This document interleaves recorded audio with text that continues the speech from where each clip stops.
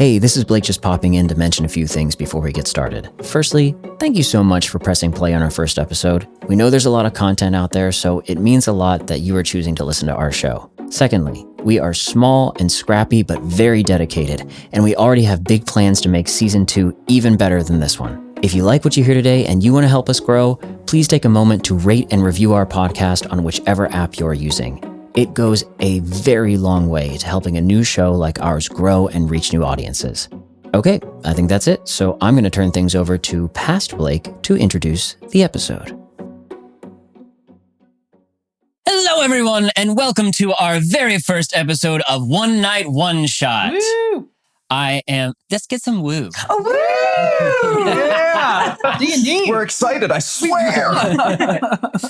All right, I am the DM for our first game. My name is Blake, and let's go around the room and say our names and the name of our characters. I am Shaina Vencel, and I am playing Sinni Spetgood. I'm Ethan Williams, and I'm playing Caspar Ratton. Hello, I'm Brendan Masser, and I am playing Vel T. Hemlock. All right, format of the show, in case you're new. They're all new. They're definitely new. They're all back. Okay. Format of the show, we meet for one night and do some sort of TTRPG one shot. It's going to be a complete story, and you will hear this story over the course of like the next month or so. Yeah. Tonight we are doing a D&D 5e. We're just going to dive right into it. Woo! Let's do it. All right. Woo for you. I give you Shadows in Seravene, The Curse of Palazzo Coravallo. A gondola glides across the serene waters of the Grand Canal. The gentle splash of the Renault barely echoes back from the surrounding facades of the palazzi. The gondolier, hooded and cloaked, expertly guides his elegant craft through the waterway. The light of a late summer sunset causes the city of Seravene to shimmer. The buildings of Istrian stone and tinted plaster glow in colors of rose and lavender. Many centuries ago, Seravene was built upon the tiny islands and marshes of this lagoon as a peaceful refuge from the wars being constantly fought by the neighboring city-states. This was a time when magic ran wild and the spirits of heaven and monsters of hell roamed freely across the land. However, that is a different story. Today, Seravene is known as the Jewel of the Agrosian Sea. It is a nexus of commerce, culture, philosophy, and invention. It attracts the greatest minds from the far corners of the globe, and thus its population is as diverse as the colors glinting off the ripples in the wake of the gondola. The gondola passes underneath one of the many high-arched bridges across the Grand Canal, and the passengers of the gondola catch the scent of fresh flowers hanging from the railing of the bridge. These passengers number 3. They are all diagnostics, members of an elite team of investigators known as the Ufficiali di Notte, Officers of Night. And they all sit in varied states of expectation. Brendan, would you please introduce your character? Absolutely. Sitting back on the side of the gondola is a white rabbit with long, floppy ears. Kicked back, scooched back on the side of the gondola, 2 beady red eyes staring up at the bridges as they pass overhead.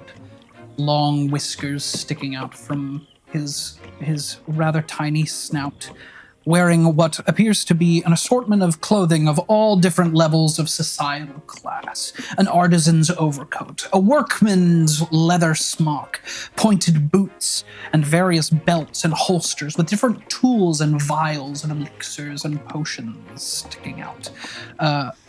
He also wears a pair of worn blood-red leather gloves Atop his head sits a pair of mystical-looking bronze spectacles, clearly magical in nature, that have been affixed with a leather strap around the back of his head, just in front of his large drooping ears. And he sits there sighing, staring up at the stonework as it drifts by.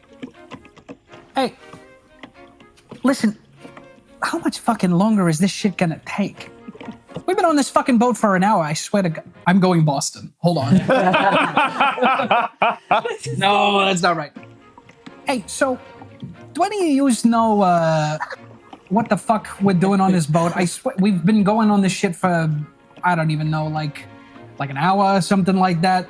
Caspar, how long did you say that this ride was gonna take? I'm not even sure what the fuck's going on anymore, but I'm getting real sick of this shit. I get seasick real easily, and I really need to get, well, no, I mean, like, I know we're on a river, and I know that this is like a boat ride or something like that, but like, I really need to get off that. I think he might be Bostonian now. Yeah. And that's character development. And that's character development.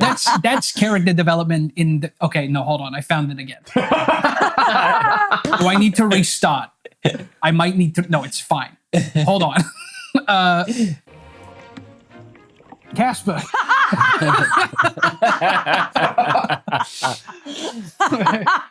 Caspar, I don't know where the fuck we're going, and I really, really just need you to get me off this boat as soon as possible, because I think I'm gonna be sick. I had a couple carrots for lunch, and I'm not doing too well. You know, I've been on this new diet, and I'm not sure what to do. So how much longer? How much longer? Breathe and enjoy the ride.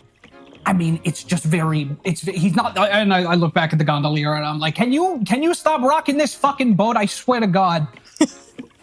And on the side of the boat, with one arm leaning over the edge, holding a dagger that drags through the water, watching the ripples, is what appears to be a somewhat standard human soldier. He's got a long, waxed, twirled black mustache, short hair, trim cut, and a worn soldier's double-breasted tunic, crimson red, with a cape to match. A couple of the buttons on the tunic are missing. And he's looking at the water, almost disassociating, trying not to imagine what is waiting for them. And that is when he looks back up and, trying to change the subject, says, I once had a friend who came here. They said that they swam in the water and it made them lose all their hair. I mean, I'm all hair, so that's like, I can't get out of the boat now. Could be a fun change. I don't know. I think that might fuck with Heinrich's senses or something like that. You know, I don't know if he'd recognize me after that. From beneath the hood of the gondolier, you hear, I would still recognize you, sir. Yes, thank you, Heinrich. I appreciate that. Sinni, what about you? Fancy a swim? I've swum in these waters many times. You won't lose your hair, darling. You simply won't. But, you know, I'm really having a moment here. So if you don't mind, please get me back to I'd like to go back to my own thoughts, please. And Sinni is currently dreaming of grandeur, and she's thinking about how one might describe her if someone were to. Sinni Spetgood moves into the room like a flickering shadow in the candlelight of a cozy home. You notice it, but it's comforting, warm. You go back to eating your cheese, drinking your ale, and reading your book on growing big tomatoes. What's that about cheese and tomatoes? Sinni asks you. She is now in your mind. She has established a psychic connection with you and can hear your thoughts as well as send you hers. Sinni is a soul knife rogue. But for real, she continues pushing into your mind. I have not yet had Levinses, and I would love a little nibble, yes? Despite all her shrouded in darkness appearances and mystery, Sinni is, after all, still a halfling. Cloaked in her long, deep red hooded cape that folds over into a petticoat outside of officiale di notte fieldwork, Sinni sings to herself while she eats your food. her short black curls bouncing left and right as she slices your wheel of fontina with her knife, while spinning a second spectral psionic blade in her free hand. She's only 3 feet 2 inches tall for a halfling, but you're a little scared of her, yet you feel safe. You're glad she's your friend because being her enemy is very dangerous. Do you have any more? She asks out loud as she finishes the wheel. Sinni's accent is confusing. Probably a remnant of her past days spent as an interregional spy and thief under the pseudonym Carmina Santa D'Angelo. Perhaps you've heard of her. Those days, however, are long gone. And Sinni Wait a minute. Yes, you might be onto something. Okay. Sinni now uses her mad skills in service of the oh my God. Ufficiali di notte. Ufficiali di notte. Before you have a chance to return from the kitchen with another wheel of fontina, Sinni has disappeared with only a scattering of cheese wax as proof that she was ever there at all. And then she comes back from her little mind palace and she's like, okay, it's been a long journey in this little boat. Let's get back together and focus on what's ahead. And you know what? Why don't we say my catchphrase together as a group? Ready? Let's say it. Let's say it all together. Okay. Now you see me. Now you don't. Now you don't. There yes, we go. very all right, good. No, I got it. That's I that is the don't one. know if it's going to catch on. No, well, it could have been anything you wanted in the moment, but that's what we did. Yeah, that's very good. That's what we did. Now you see me, now you don't. From under the cloak, you hear, I stand corrected. He likes it. No, he likes. I mean, listen. If the construct likes it, you got it in. But I don't know. I could see you got this great phrase. I could see it being like maybe a major image or like a series of like 3 major images. Oh, that would be very nice. I like Wonderful. it. I hope. Let's do it. okay. You are all on this gondola, heading towards the Hall of the Merchant Guild. Earlier today, you got a note with the seal of the Merchant Guild Master on it, saying that your services were urgently needed. And the only detail was that they had a case for you that required the utmost discretion, and you would be handsomely rewarded for said discretion. The gondola turns off the glittering artery of the Grand Canal into a narrow side channel. The facades of the palazzi seem to lean towards each other as if they're conspiring. It smells of salt and stone. The sloshing echoes strangely as it warps up the sides of the palazzi. The light seems to dim a little bit. Ahead of you is a small arched doorway, lit only by one flickering lantern. The only mark on this doorway is the symbol of the Merchant Guild, your destination, the entrance you were told to use to avoid any spying eyes.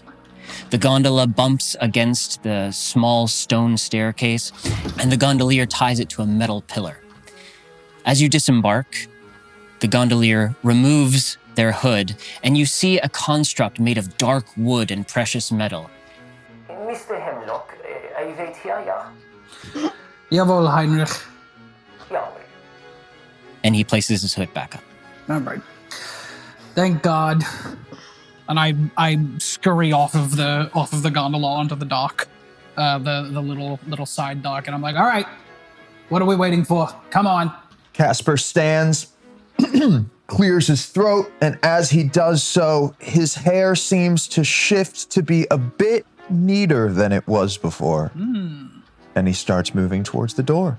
As you approach the door, the seal on the note begins to glow, as does the seal on the door, and you hear the faint click of a lock, and it swings open by itself. You see darkness within.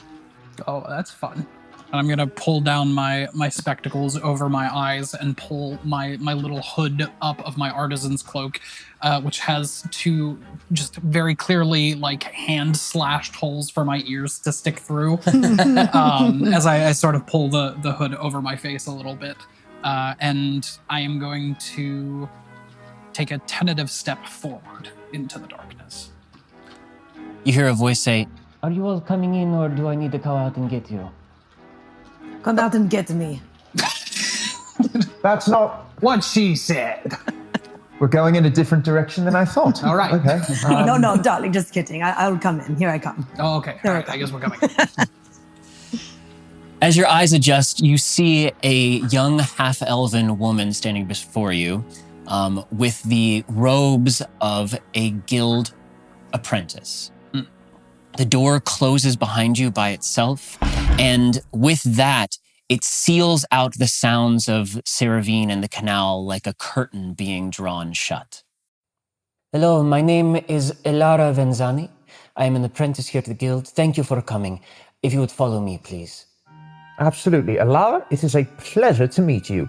I put my hand out. She just turns and That starts was walking. rude. We soldier on. All right, we'll get him next time, Gas. Here we go. I like her.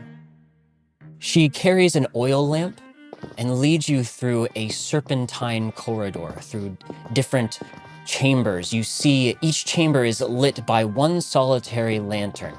The chambers smell of beeswax and smoke. You can see faded tapestries with old guild markings on them, old symbols of merchant vessels. Eventually, your footsteps move from wet stone to hard marble as she opens the final door, and the grand hall of the Merchant Guild unfolds before you. Colossal ceilings echo upwards. The floor is a marble mosaic of a map with all of the trade routes of Seravene marked in it. On the ceiling is a fresco of ships and gods, and the late light of the sunset streams in through stained glass windows, painting the colors of foreign ports upon the pale skin of Alara.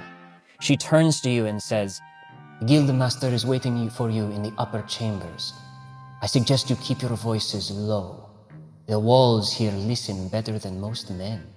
That means you, Vel. Oh, hey, listen. Keep it down. All right. Well, I'm being racism right now because I'm a rabbit. What? Don't worry about it. Come on. Are rabbits loud? I don't know. You are loud, my friend. You're not wrong about that. She leads you up a beautifully carved marble staircase to a set of wooden doors. They are handsomely ornamented with the symbol of the Guildmaster. A compass rose with a coin in the middle of it, and within that coin, an unblinking eye. "You may enter whenever you're ready. I will wait for you in the lower hallway." And she heads back down the stairs. Thank you, Alara.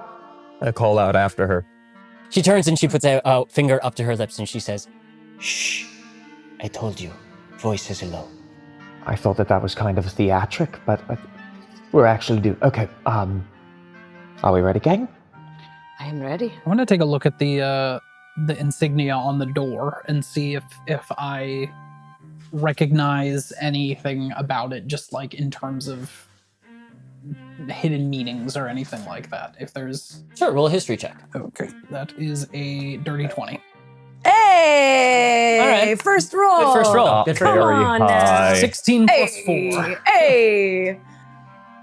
The symbol of the Merchant Guildmaster is simply referring to the power of coin and how the Merchant Guild has control over the trade routes from Seravene, and how the guild, and specifically the Guildmaster, is forever watching not only the trade routes and what is being traded, but also for the safety of the merchants themselves. Mm-hmm. With that roll, can I also see, like, you know, what the makeup of this, like the material of It's silver. It's silver? Okay, Yeah. right. So, but is it, can I tell if it's like pure silver? It's probably pure silver, yeah. Can I see how affixed to the door it is?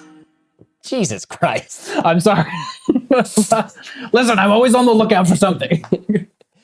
Sure. Roll an investigation check. Okay. Oh, with my plus 10? That is a 28. This was made by the finest artisans in Seravene. It's not going... It could come off, but it's going to take work, and it's going to take a lot of noise. I see Vel thinking about this and go, Vel, What? eyes forward. Oh, yeah, no, sorry. Okay. Well, I like where your brain's at, but let's move forward. All right. Listen, I'm just thinking, if this doesn't pan out, like if he can't even, pay off fee or some shit like that, at least we'll get something out of it on the way out. It's going to pan out. Right, I'm being sneaky-ish. Listen, Vel, I'll take you back here. I know how to get in. I've been here before. The seal glows, No. and you Sorry! and you hear a loud knocking noise. And the guildmaster's voice from inside says, "You may come in, you may enter whenever you wish." We wish. And the door opens. Before you is a very handsomely furnished chamber, the office of the guildmaster. To your left, along the wall, is a bookcase filled with tomes. A map of the world is on another wall, and you can see that there are markings where all the ships of the Seravene merchant fleet are currently. The ceiling is arched and has a similar fresco to the grand hall. The floor is covered in a fine Turkish rug. To the right is a large window with a view of the Grand Canal, and in the center is a beautifully carved wooden desk. Behind it sits a goblin who stands.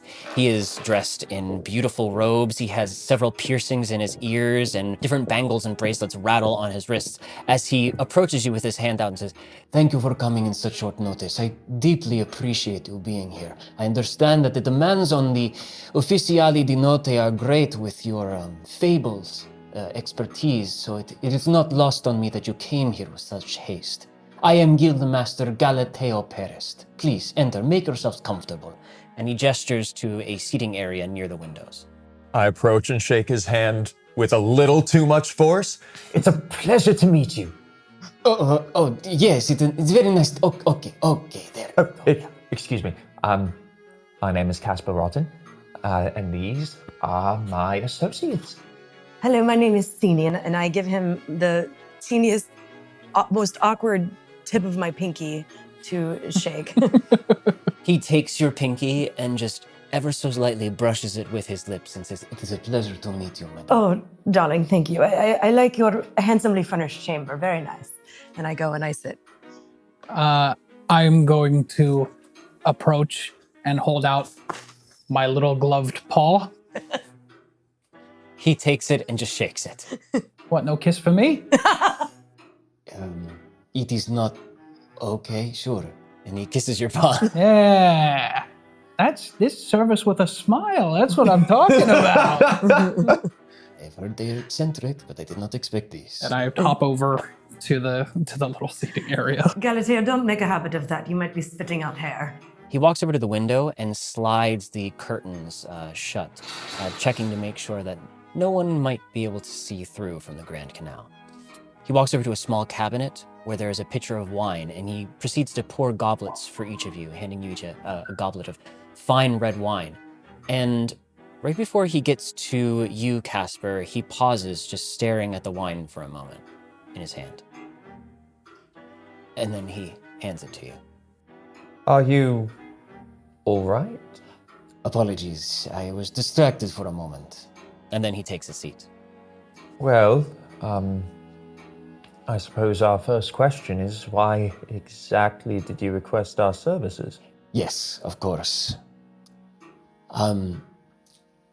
There is a very well-known anatomist and alchemist here in Seravene by the name of Professor Marcello Seraldi. The guild has been working with him for some years now on some very sensitive work. Seraldi was found dead this morning in his palazzo. Can I interrupt? Yes, Do I know what I know him? you would. Okay. Oh! Not Marcello, you're kidding! I know, it is quite a tragedy. Oh, what a tragedy. I mean, he was so young. He was about 55, yes. He was a kid.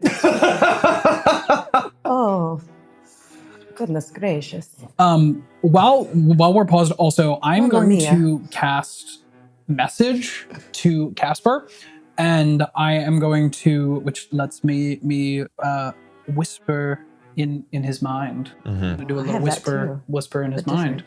And I'm going to say, Caspar, what did he put in your drink? I don't know, but I'm not going to drink it. No, me neither.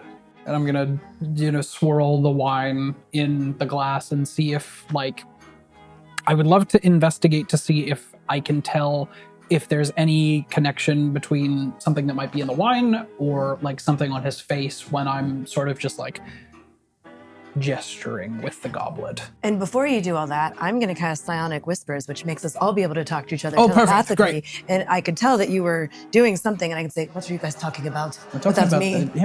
we're talking about the wine. Just I was talking to Caspar just because he paused when he was looking at that, but there is a very good chance that all of our goblets could be tampered with. Okay, yes, I saw that too. Very good. Continue, please. Picked Thank up on you. that. You want to roll an investigation check? Oh, I absolutely do. 27.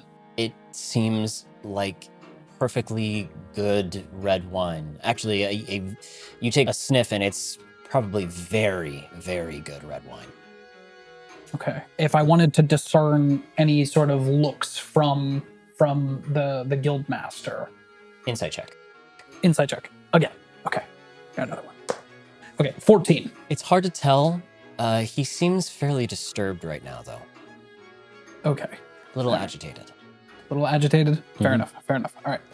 Felty, darling, what's the word on the wine? In your mind, I'm saying this to you. The wine seems fine. Oh, thank fucking God. And I down the whole thing. I'd take a big, luxurious sip. This is delightful. What is this? It is a vintage that we get from a privately owned vineyard in the northern part of the northern part of the country.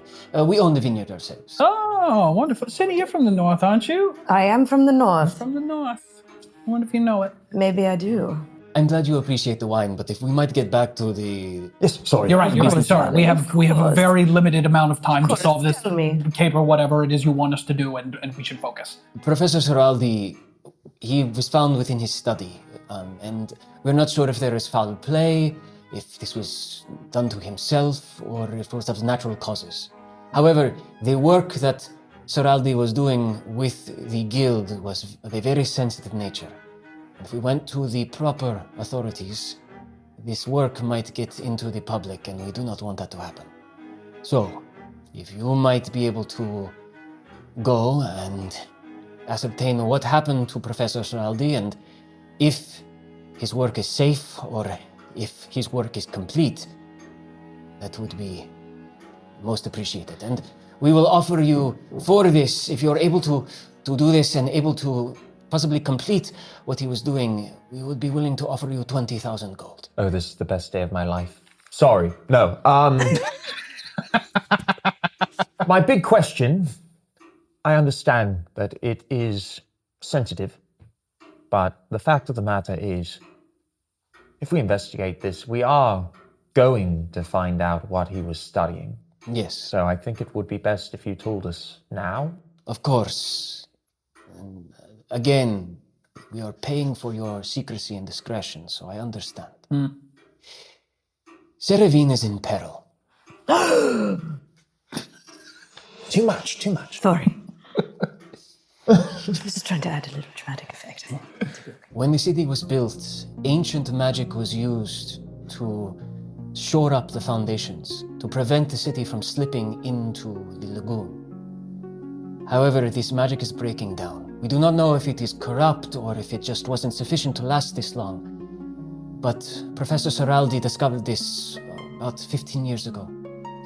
And that is when we began to work with him. As you might understand, if Seravene dies, then the Merchant Guild dies with it. As I understand, Seraldi said that it will not simply sink into the city. It will be as if the earth swallows it within moments. Thousands will die. We need to ensure that this does not happen. It is possible that nefarious entities wish this to happen. Perhaps rival merchant guilds or other cities that are not as affluent as Seravene. Killing Seraldi would have ensured this. I need you to ascertain if his work was complete and we are safe, and if it was not complete, Perhaps your magical expertise may be able to prevent or postpone this tragedy. How many people know that Seraldi is dead? 4.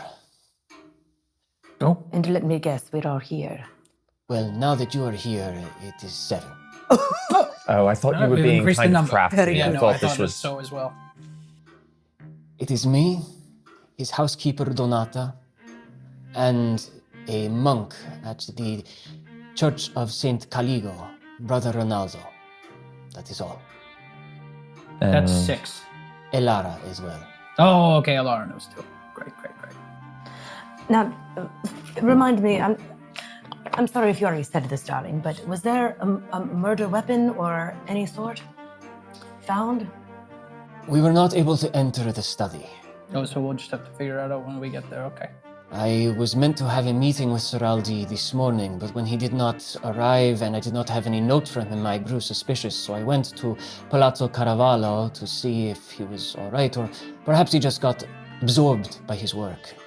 When I arrived, I found his housekeeper Donata in hysterics.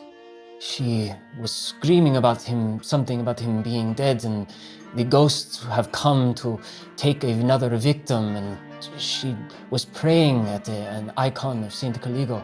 I managed to get something out of her, saying that he was in his study and it's locked, but she could smell blood. I brought an apprentice with me, and he managed to climb the terrace to the study, and he saw through a crack in the curtains that his body lay on his desk. Hold on, okay. So who was the apprentice that you brought with you? Ah, that's a good point. There is one other person on this. Okay. No, I was just, in case we need to question, Sorry, I don't often think now about we are a total of apprentices. 9. Okay, fair enough. He's actually a clerk. He's not really an apprentice. He's pretty low on the totem pole. But you brought him with to a murder investigation. Well, I didn't know that it was a murder investigation. He's sort of a page boy right now. All right, for me. sure. He carries things for me. I can't carry them myself. No, that's fair, but also just like an active, some kind of situation you had. You know what? We'll get to that later. Okay, so the page boy clerk knows. What's his name? Francisco. Francisco. Sure. May need to talk to Francisco later. Francisco, the maid, And Brother And- Ronaldo. And Also- Laura, right? Alara. I'm afraid you glossed over a bit. She said the ghosts had got him. Yeah, what do you? Ghosts? There is a legend that Palazzo Caravallo is cursed, haunted.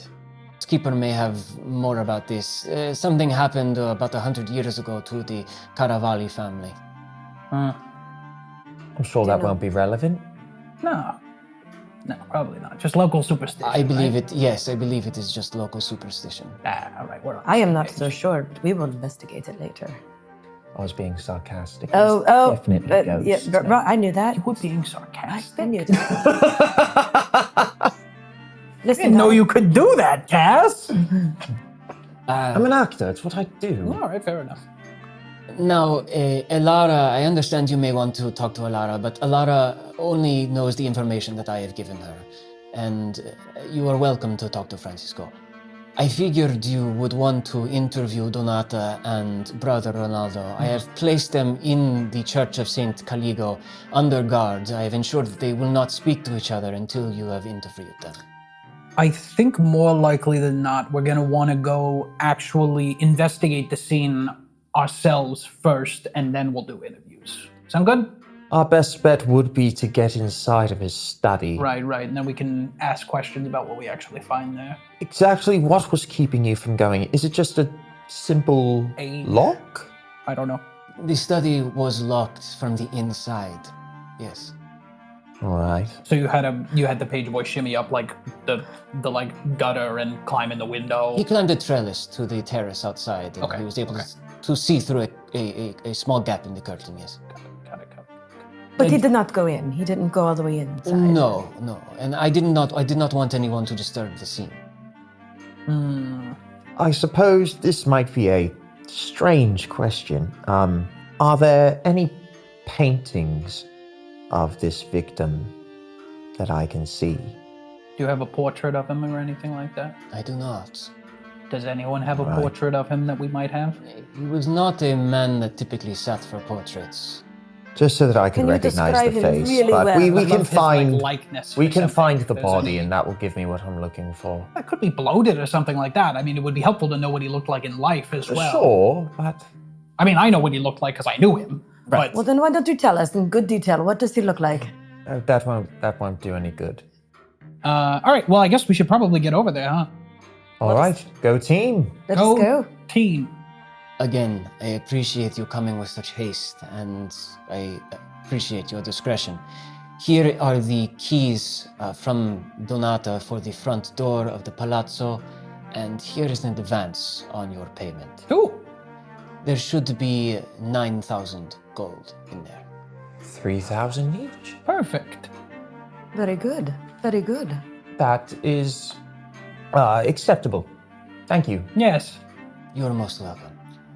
However, I will say, if we do have to do more to finish his work, Oh God. I think, and listen, I think that potentially saving the city warrants a little more bump in pay. Roll a persuasion check. 17. If you manage to save Seravene, you will have the gratitude of a very powerful goblin. Is it you? Yeah, that's what I was going to ask as well. All right, fine. Thank you for inviting us to your wonderful place. It's just so nice. I have to ask one more thing that is something that an old friend of mine used to do on cases, which is, do you have anything you could give us to like signify your favor or something like that? Like say we need to get in somewhere and they're like, hey, we're only gonna let in friends of the guildmaster. It's like, do you have like maybe like a locket or like a strand of your hair or something that we could have and be like, oh, look, we're A friends. nicely worded letter with a seal, you know. That could also work. A nicely Something worded like letter. that. So a letter of recommendation. Yes. Something like that. This is an excellent point, yes.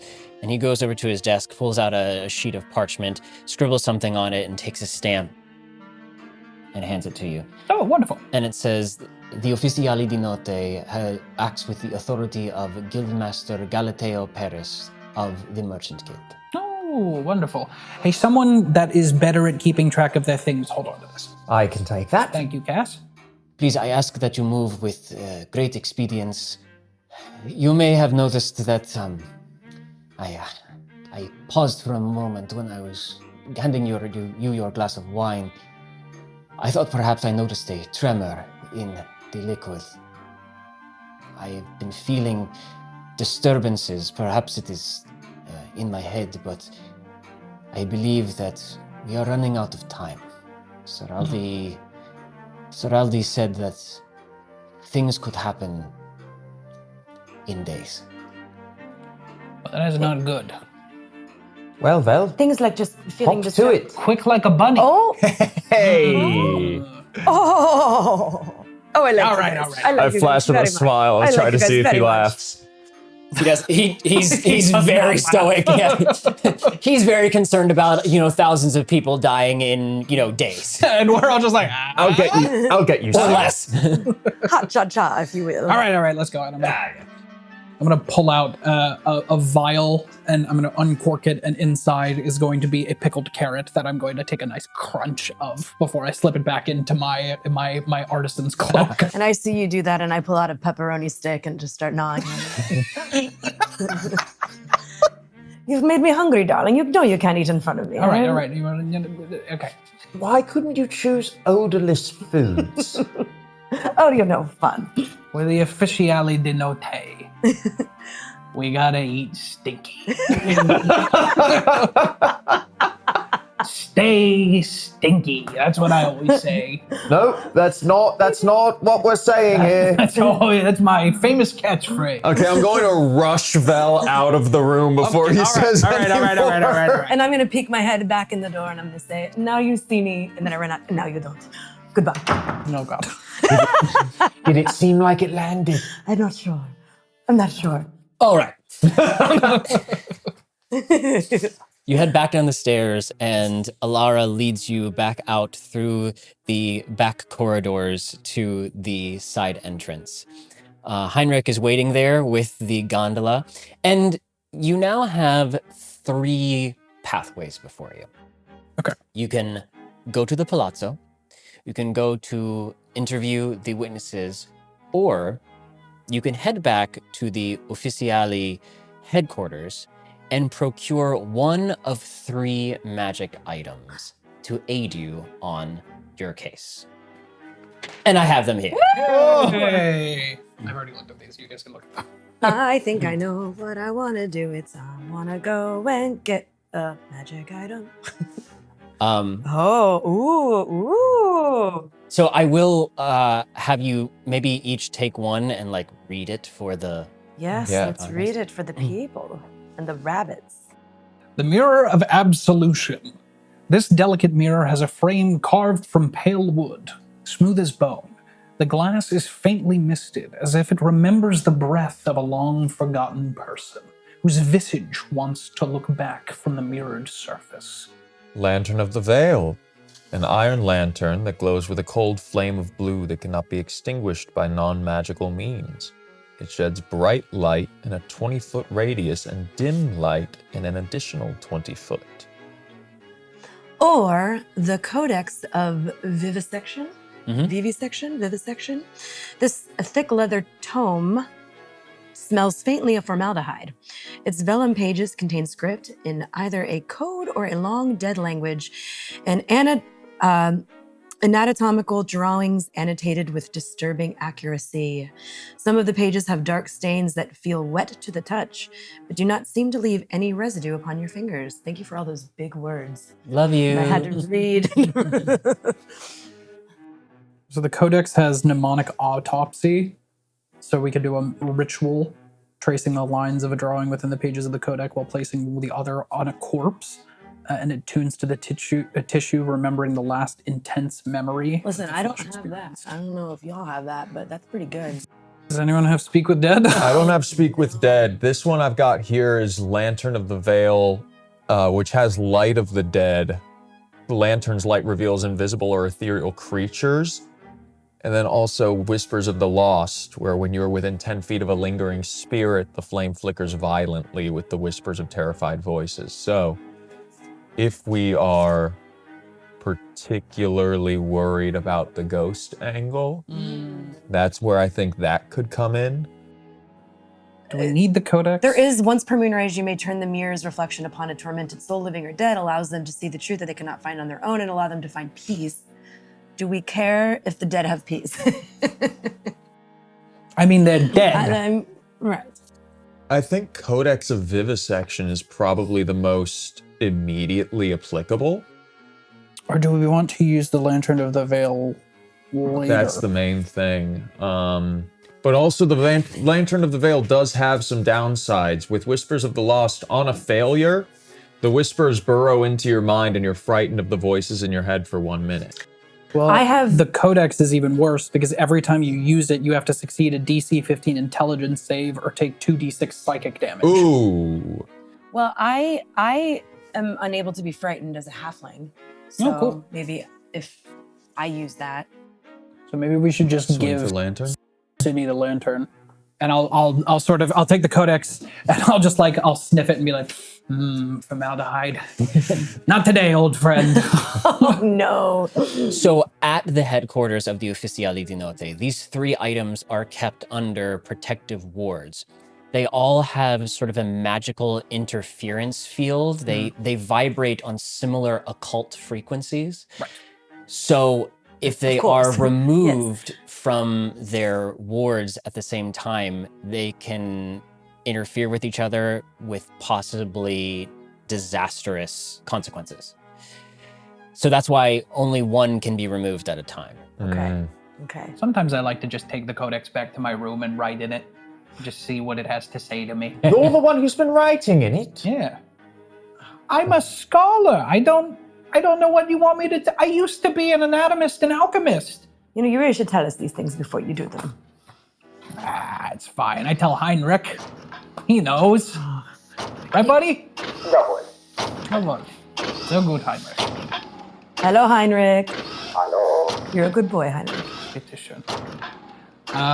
All right, so no on the codex, but definitely yes on the lantern. I have a hard time believing that the maid was embellishing while talking about the paranormal aspect. I think that is going to prove to be an issue later on. Donata. But I think we're good enough detectives so we can figure out the actual murder itself. I I believe in think us. so. All right, Absolutely.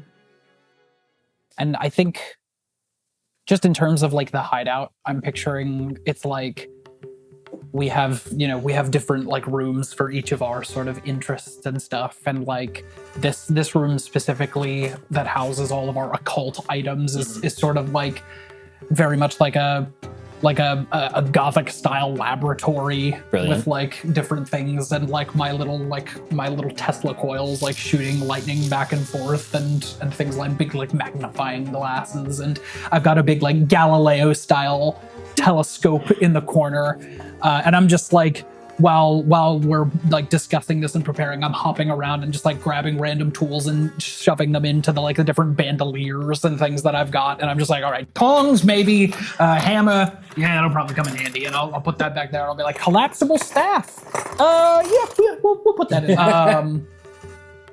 And I'm like mixing up some different like elixirs and things that I think I might need later, and just tucking them away into my various pockets and things like that. I think that Caspar's room is tucked away, and lining the walls are instruments. There's a lute, a pan flute, a lyre, and there are also different mannequins wearing different costumes. And as soon as Caspar walks into our little hidey hole, he takes a deep breath, and his face begins to change. His hair grows long and curly and matted. His mustache disappears and is replaced by a scruffy, uneven beard. And he de-ages about 15 years to be around 28 years old. Oh, finally, that face was beginning to wear on me.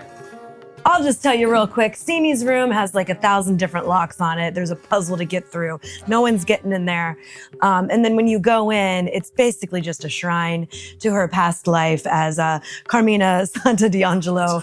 And so she has stolen paintings and thieved pottery and like from all parts of the universe, things that she has stolen. And she loves just to look upon it and reflect upon the glamorous life that she once had, that she left behind because it was just too much work.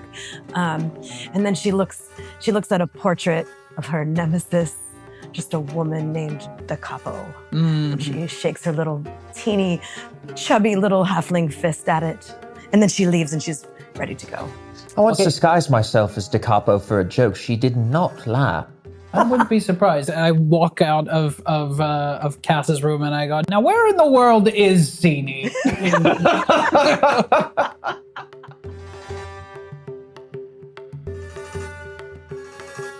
Thank you for listening to the first episode of One Night One Shot.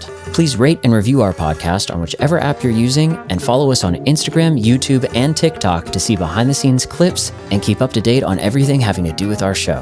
We'll see you right back here next week, where the adventure continues.